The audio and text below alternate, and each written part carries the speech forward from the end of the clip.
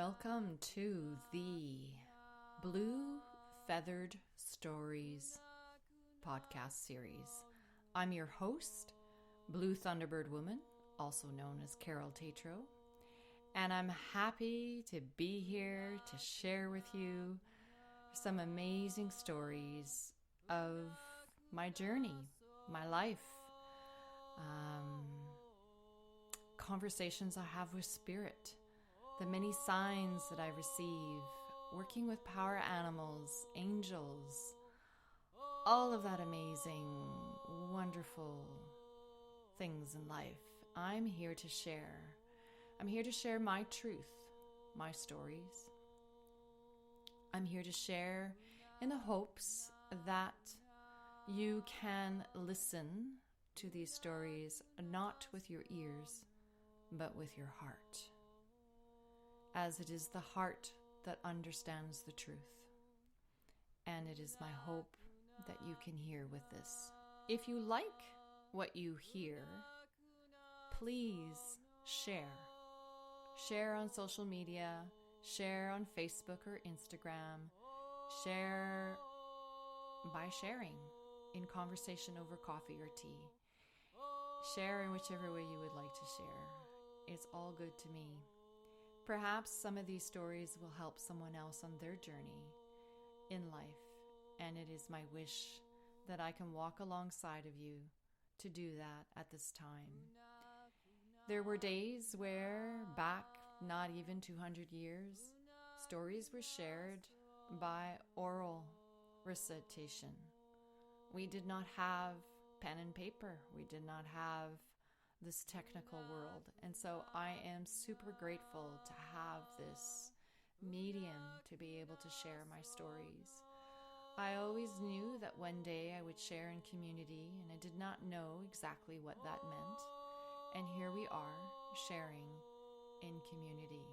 A digital community nevertheless, but you are still we're all part of this amazing community. So share as much as you'd like. If you have any comments or questions, please go ahead and send me that. I'd be happy to answer as much as I can when I can. And yeah, enjoy this beautiful offering of the Blue Feathered Stories. Today's topic is on the leaky gut. Yes, you heard me right. I said leaky gut. Yes, leaky gut. I think all of us have experienced this dis-ease in some format or another. For instance, flatulence is a symptom of a leaky gut. Tiredness, belching, indigestion, acid reflux, bloating. These are all wonderful symptoms of a greater cause that could be leaky gut.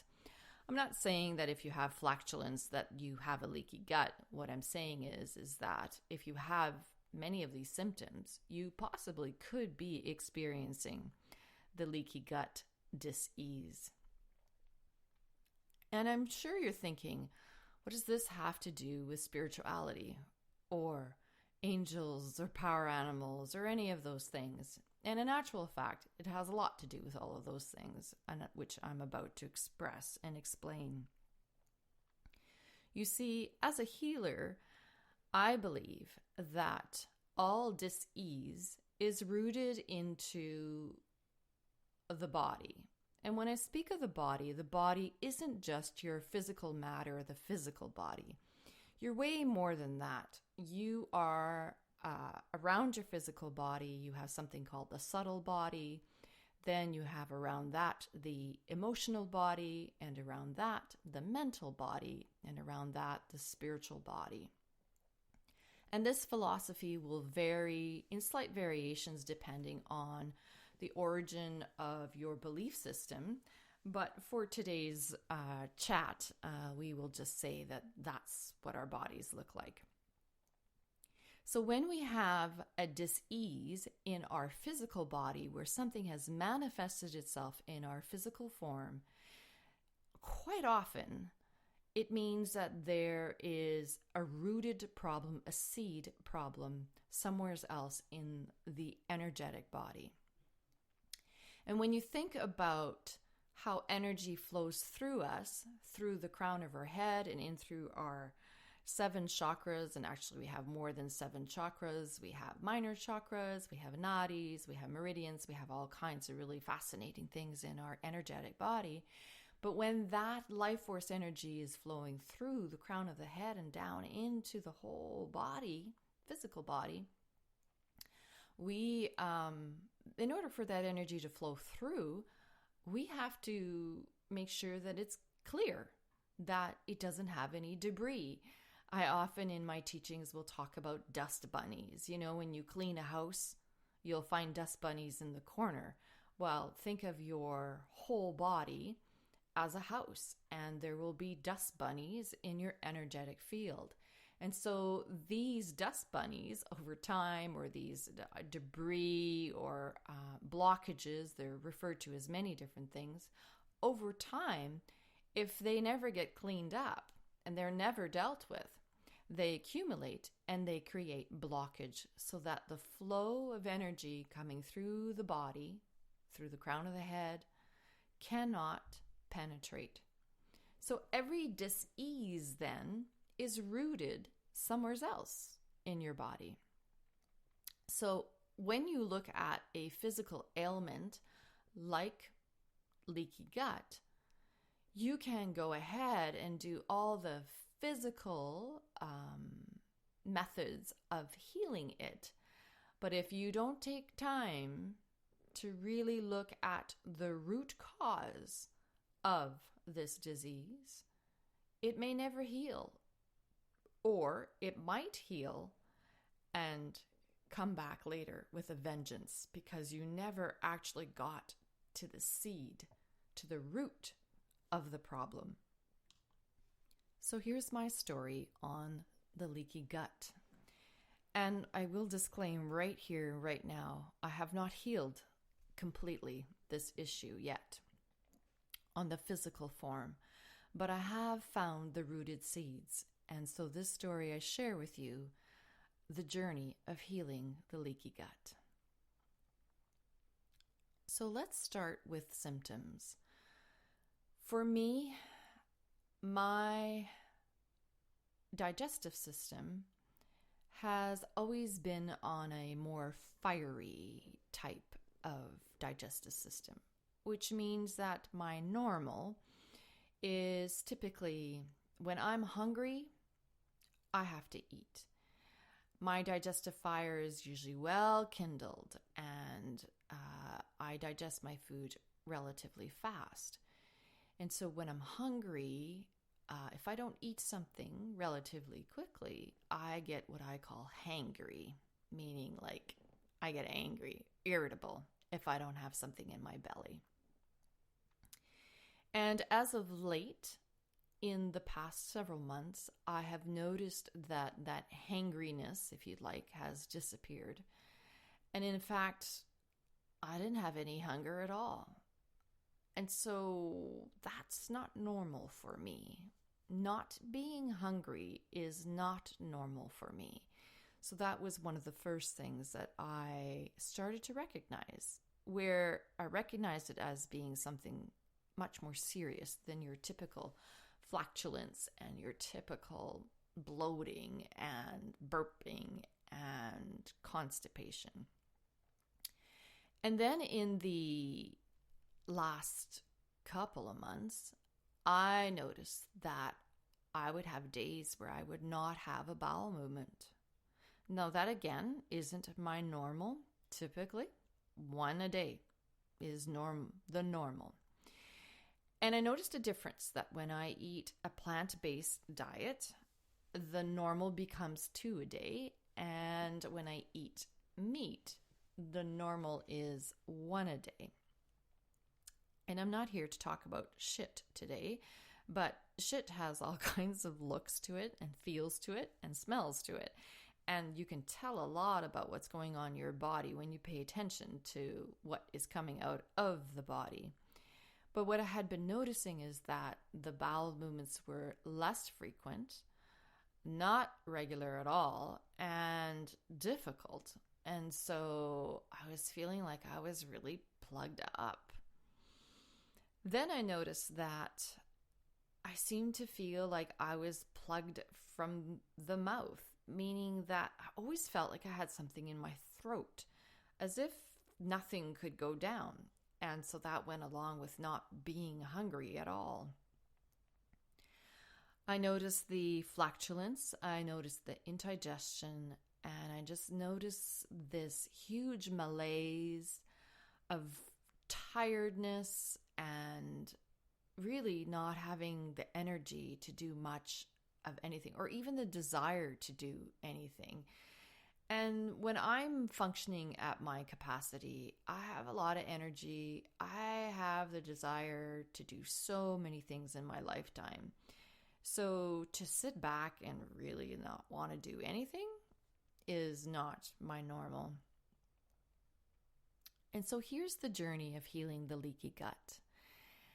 As I was sitting with all this discomfort, and it had been going on for a few months, I realized that this needed to be healed, that I really need to pay attention to this once and for all.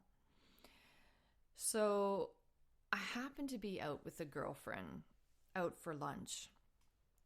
And the night before, I had thrown up.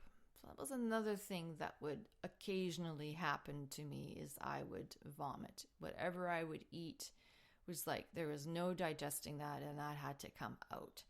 And so here I was, quite feeling ill the night before, and I'm having lunch with my girlfriend the next day and really not sure whether I can even eat, but we ordered something for lunch, and we're chatting and we're getting all caught up in what's going on in life and all that fun stuff. And not more than 10 minutes into the conversation, she looked at me and she said, "Carol, what's going on with you?" And I looked at her and I said, what do you mean?" And she says, and she takes her finger and she points at my face and she's like, "This here." She goes, "Something's really wrong with you." And I go, "What are you talking about?" I said, "Do I have something on my face?" And she says, No. She goes, "I look at you and I see malnutrition." And I looked at her and I said, "What?" She goes, "Yeah." She goes, "Have you closely looked at yourself in the mirror lately? Your face is drawn out. Your skin is like stuck to your facial bones. You have black circles under your eyes. Like, you do not look good at all. I think something's going on with you. It's almost like you're not getting fed. Your body and all its layers of tissues are not getting fed. You don't look good." And as she's describing this to me, I could see my husband's face. The reality is I've noticed a decline in my husband's health for the last 3 years. And when I look at him, the way in which she described me was exactly the way in which I would describe him. And this huge aha came to me. I was like, wow, okay. Because often in life, people around us will mirror what we need to see within ourselves. And we will focus on the other person and try to fix them and control them and make them look the way we think they should look like. All of the while, what could be actually happening is that, and I'm not saying that my husband's not well. I mean, there's something going on with him, and we're not denying that. But what it means is that sometimes life brings you a person to mirror what it is that you need to pay attention to. And I was completely ignoring the fact that this could have anything to do with me, that this was all about what was going on with him. And so as she's describing as she's describing me, I'm seeing him. And I was like, oh, okay. Yes, he's mirroring exactly the way that what's going on with me. And I'm not saying that we have the same rooted issues, but what I am saying is we're going through, in tandem, something going on with our physical health. So after I came to that realization and I had that aha moment, I found myself sitting with, lots of contemplation and reflection. And because I know now, I've been on this journey many, many times, that when something physically is not going right with the body, it's rooted somewhere else. So you cannot help but start to reflect and go, okay, well, where is this actually coming from? And what I did was I asked Spirit, my guides, to assist me. I said, all right, this is going on in my body. I don't know exactly what it is, if we need to label it in that Western medical way.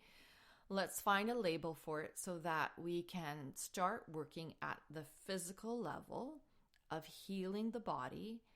And then let's get into the root of the issue. Because right now, the most important piece is that I need my body to function properly, or I'm going to get sicker. So that is my approach, because we do want to relieve our symptoms. We're uncomfortable. It's not making us feel good, and we have a life to live, and got to make some money to pay the bills and all that stuff. Can't afford to be sick. So I asked Spirit, I said, please help me identify what's going on with me, and then guide me and assist me through the rest of this healing journey. And that's when the dreams began. I had 3 prevalent dreams that I remember quite a lot of details around. The first was the dream of I was walking up into my yard, and right in front of me, a huge section of earth crust collapsed. Probably I would describe it as a 20-foot diameter circle of earth just collapsed.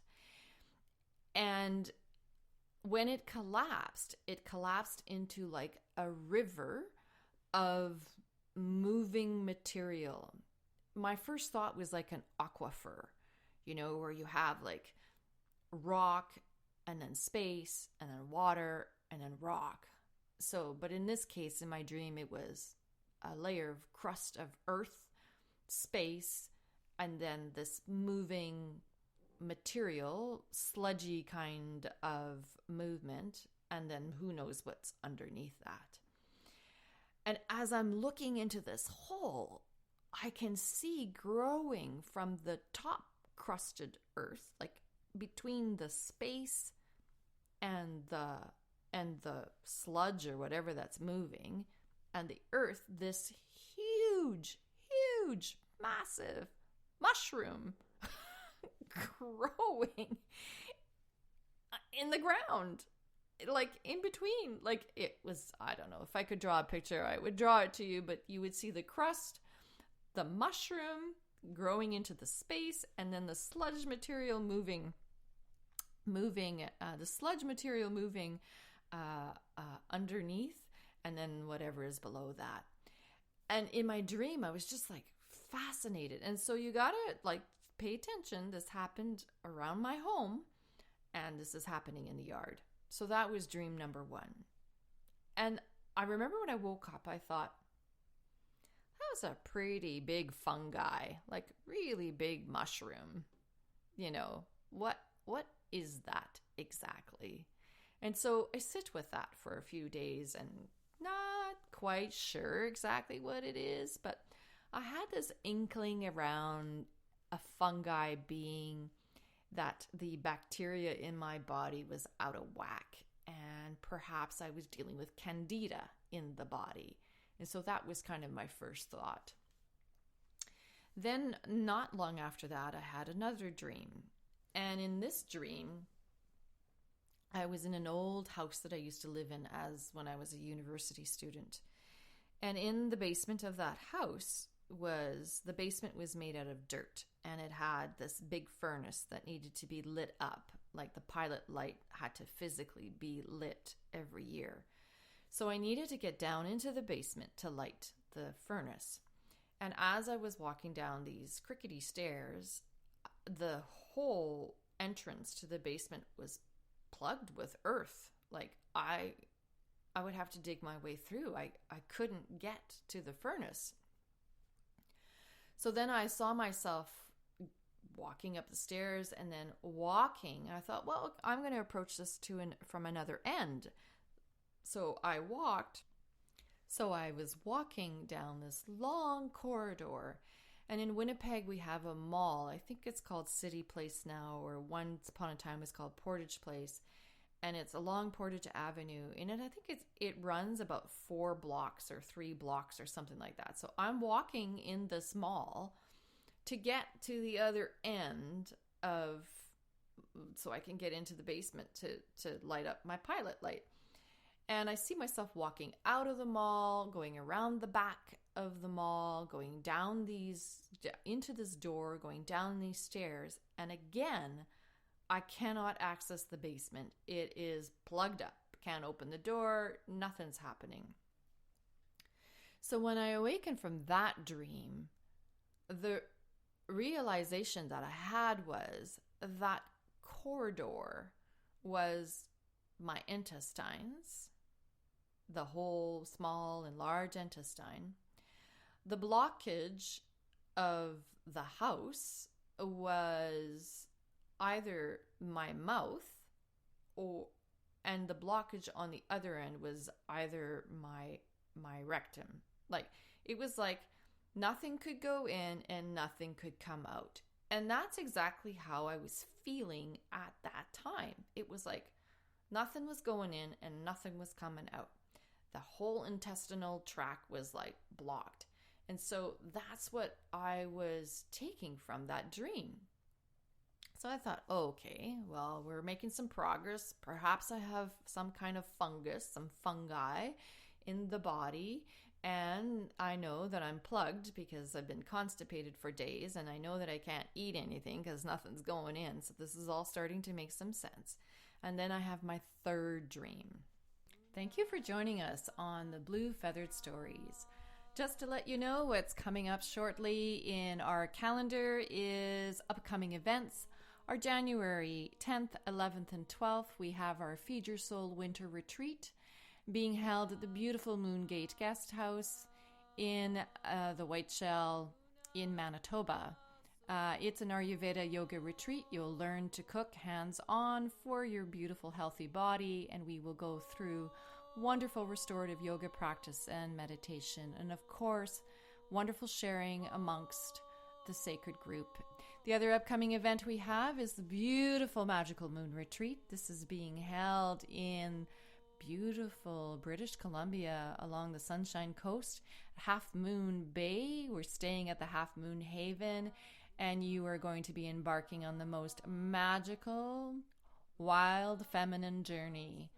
So many things are happening on this beautiful 7-day retreat. We are going to be experiencing this from April 3rd to the 10th. All details can be found on our feedyoursoulretreats.com website. The link is below. And now, back to our story. Now, my third dream, I'm in a building I don't recognize, but it feels like some sort of industrial building. I'm in the basement again, and I'm walking along this long corridor where there are air ducts and water pipes and sewage pipes and all kinds of mechanics, right, of a building. And I'm walking along the corridor and I'm noticing that the air ducts have these big holes in them, these huge holes in them. And I'm walking along and I'm making note of all of these holes. And I'm thinking to myself, well, that's not right. Something's wrong there. And then next thing you know, in my dream, I have a golf club in my hand and I'm shooting these chunks of metal, minerals, rocks into the holes. And I thought, I don't know what that is. Okay. And then in my dream, at some point, the air ducts turn into organic material, which I recognize as my intestines. And I can see this sludge slowly moving through, and the walls of the intestine are weakened and have holes in it. And then I heard a voice say in my dream, leaky gut.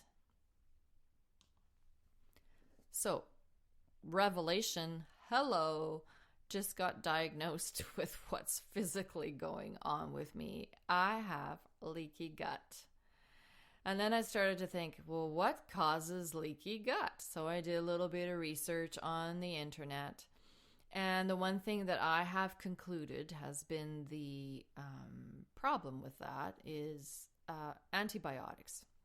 Huge, huge, huge problem with creating some imbalances in the whole digestive system. Now, in the past year, I have suffered from an abscess tooth, and I've been put on probably about 4 rounds of antibiotics. And I also did a trip to India in January of 2019, and I was on some pretty heavy-duty medicine antibiotic for malaria that I had chosen to take to be precautionary. So I had a whole year of antibiotics. Now, people who know me know that that's not my thing. I don't like to take any kind of Western medical whatsoever. But with the series of abscess tooth that I had, I was really bent on saving my tooth. And that'll be a whole other story for another podcast.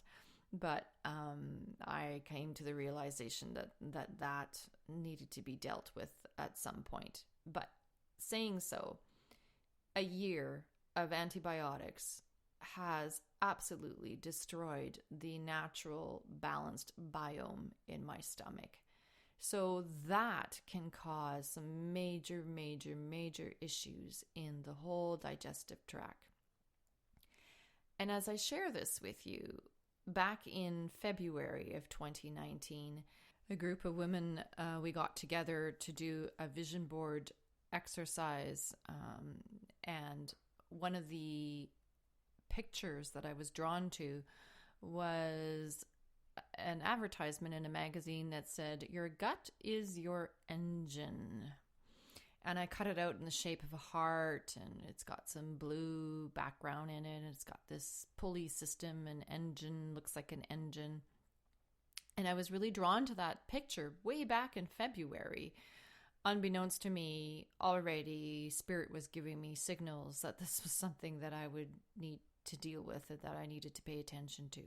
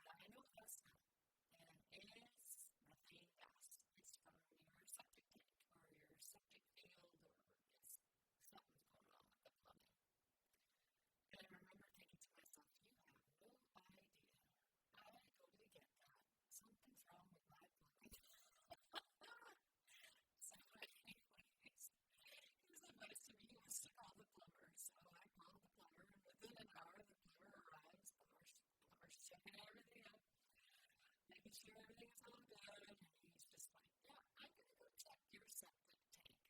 Okay. So out he goes outside, opens up the tank, closes the tank, comes back into the house and says to me, yeah, there's definitely a problem. Your tank is full. It's like you're like another centimeter and you're overflowing. Well, that doesn't make any sense. We just had that emptied like 2 months ago. It takes over a year to fill that thing up. So that doesn't make any sense at all. And the plumber said, well, I suspect maybe the pump in it isn't working anymore. And he said, I can't determine anything until you have it emptied. Okay, so then I call the septic cleaners, and they come within an hour, and they come and empty my tank. And the gentleman who did that for me said to me, all right, well, I can tell you that your pump is pooched. I can see it. It's like burnt out. And the connection between the pump and the electricity from the house has been, like, it has caught on fire, and it has created the pump to blow up, like short circuit. It's not working. There's no hydro going there at all. And again, I'm thinking to myself, yes, fire, no fire. Okay, it's not emptying. Yes, I understand. So I have to get the plumber back. And we look at the pump, and sure enough, it had burnt, blew up. And we needed to get the pump fixed. And I'm just, like, this is surreal, right? Like, when you think about it, everything that I'm going through has to do with not being able to have bowel movements. The digestive fire is, like, out, right? And so everything that was going on in my body was being mirrored in what was happening with the house, with the whole septic system.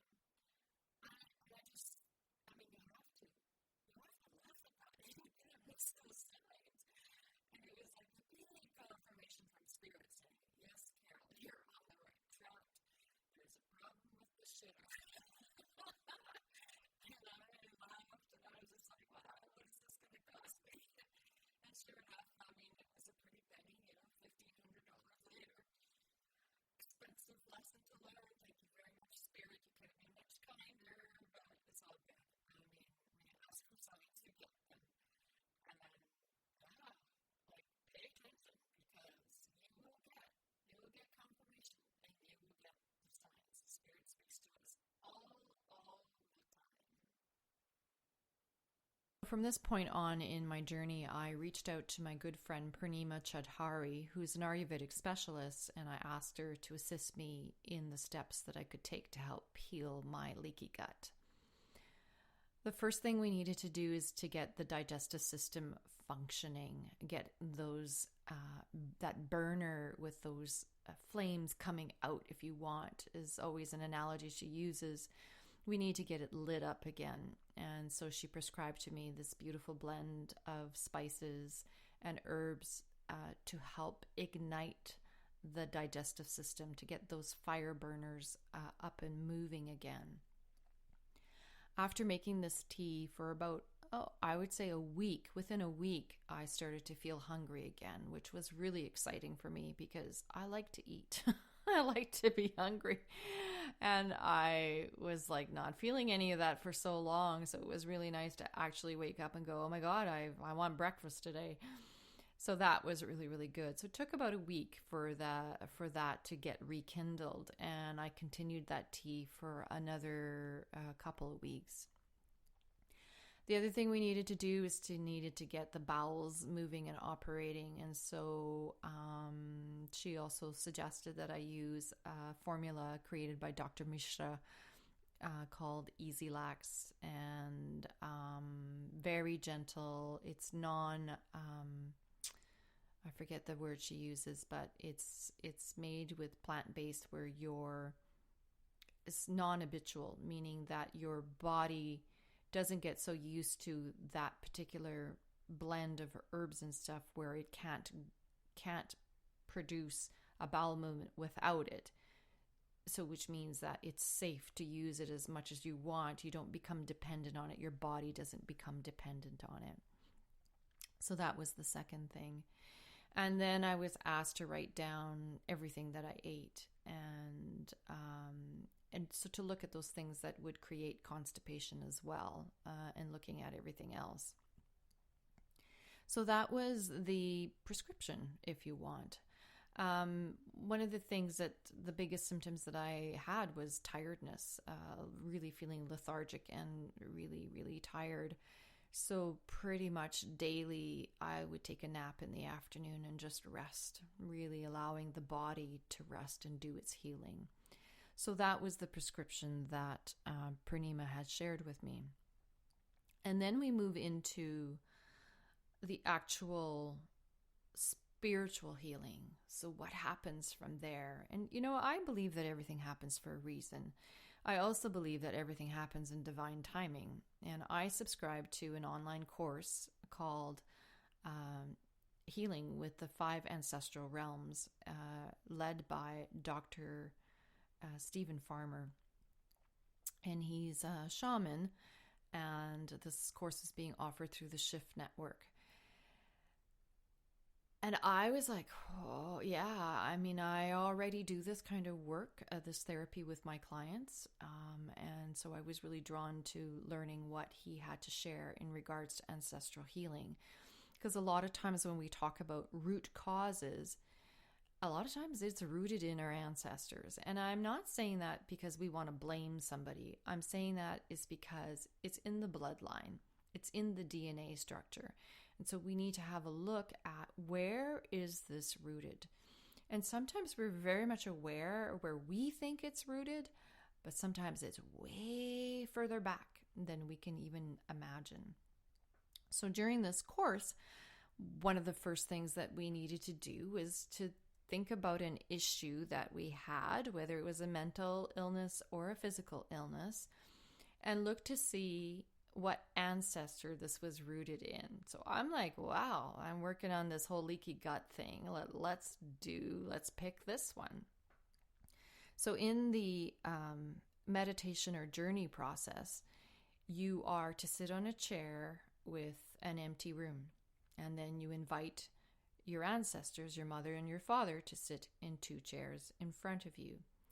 And then you invite their parents to sit behind them. And then you invite their parents, so the grandparents, to sit behind them. And you can go back about 3 or 4 generations.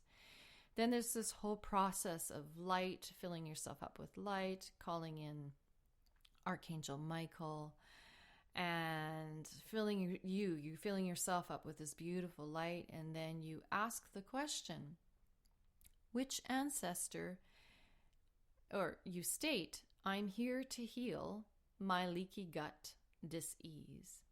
Which ancestor is this rooted in? Please stand. And you wait. And someone will come forward.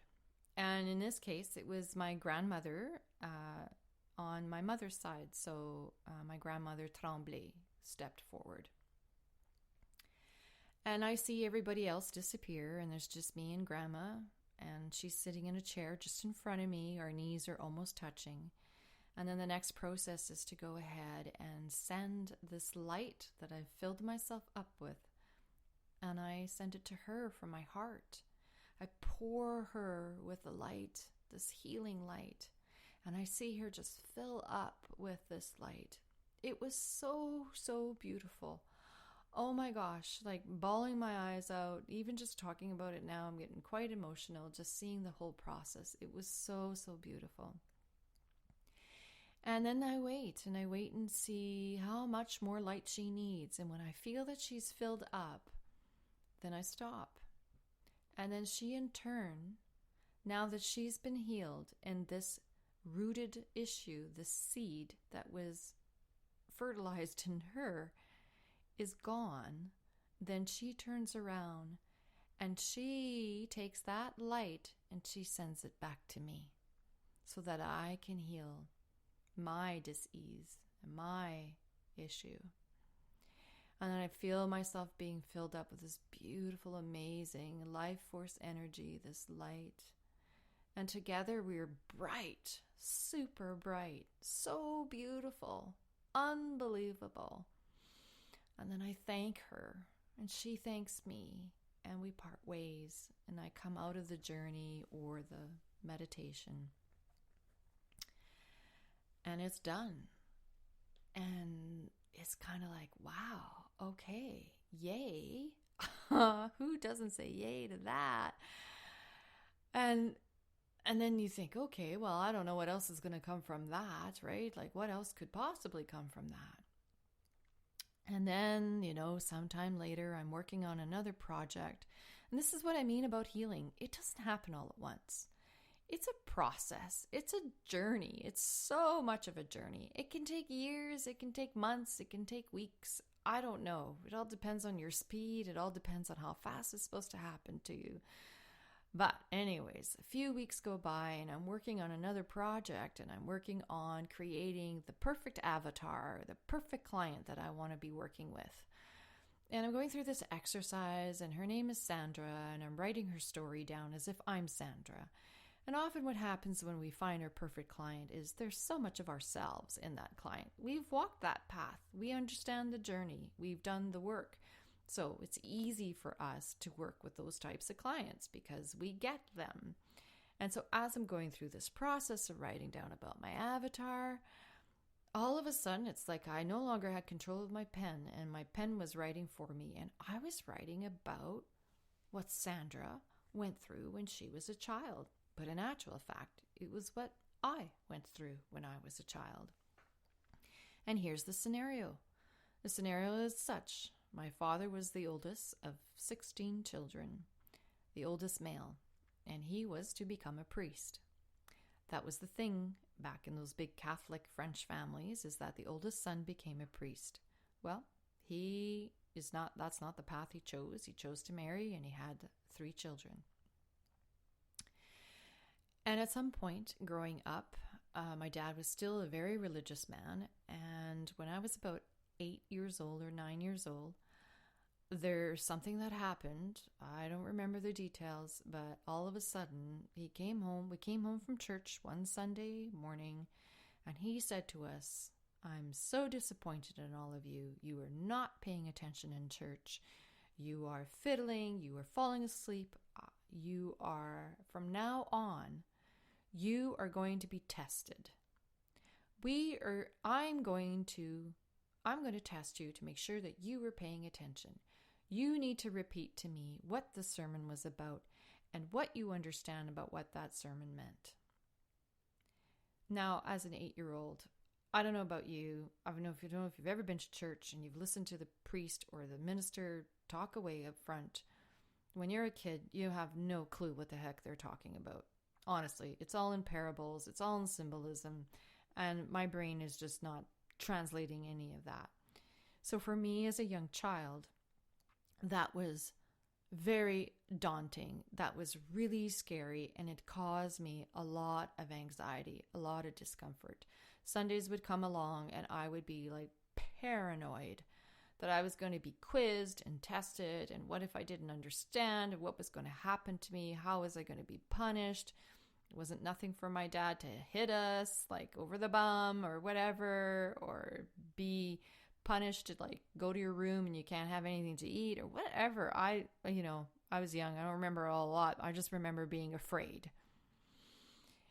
And really, when I think about all of that, I would coin that as spiritual abuse.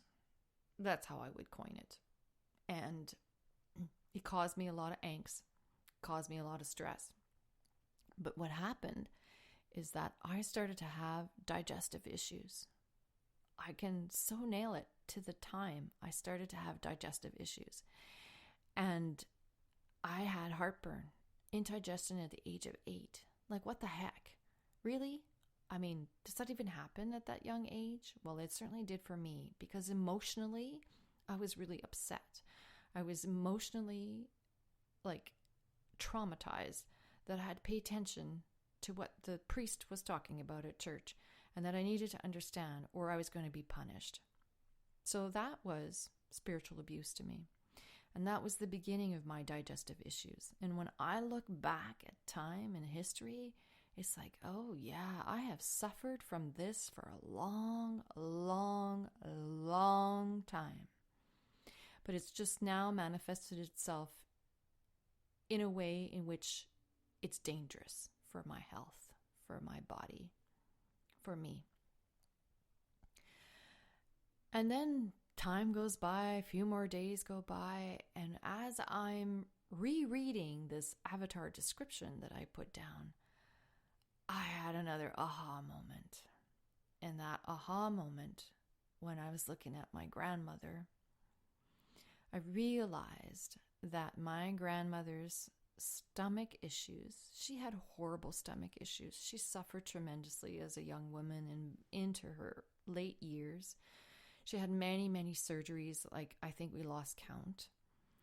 I feel that she was butchered a lot back in the day, but back in those days, we believed in the word of the doctor and we believed they were like gods. And so, we didn't dispute any of that. Anyways, my grandmother, her spiritual abuse, her digestive issues began when she was a young married woman.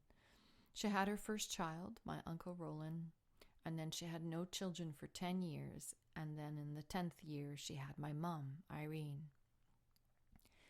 What happened in those 10 years in between was that my grandmother suffered and lost and had 5 miscarriages. She tried to have more children and she was not able to. When the first miscarriage, and I know that for those of you who are listening, if you've had a miscarriage, you know what I'm talking about. You know that it's really hard to come back from that. And so imagine that you've had 5 of them. I can't even imagine. It wasn't anything that was ever talked about. I just knew that it had happened. But what I did know was that sometime maybe after the second or maybe the 3rd miscarriage, I'm not really sure where it is in the time frame, but somewhere's in there, my grandmother, who was a devoted Catholic, was excommunicated. She was excommunicated because she was not doing her wifely duties, her community duties of procreating children. It didn't seem to matter that she tried. It didn't seem to matter that she'd had miscarriages. I don't know. I wasn't there at the time. But what I do know is that root, that seed, those issues around the stomach came from my grandmother Tremblay. That I know for sure. There is the root cause. And so the healing was done with this vision, this light exchange with my grandmother. And it is done for all lineage to come. All past lineage, all forward. It all gets healed. Because really, time is a construct of man. It is not a construct that it truly exists. We are all experiencing everything at the same time.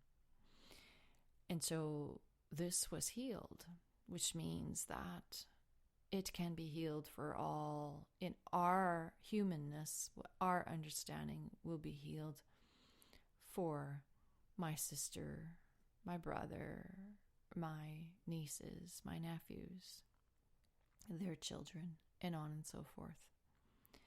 But it's not something that spontaneously just bursts out and goes, "You're healed." It doesn't happen that way.